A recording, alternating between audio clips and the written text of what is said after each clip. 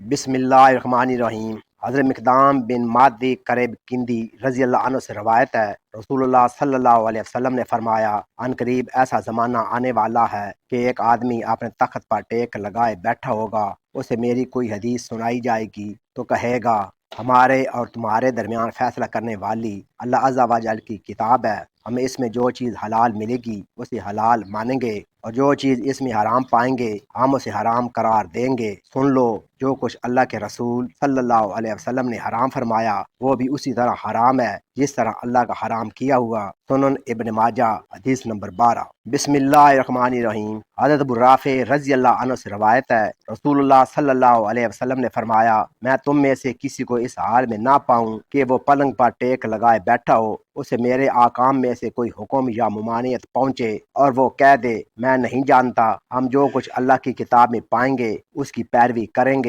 سنن ابن ماجہ حدیث نمبر 13۔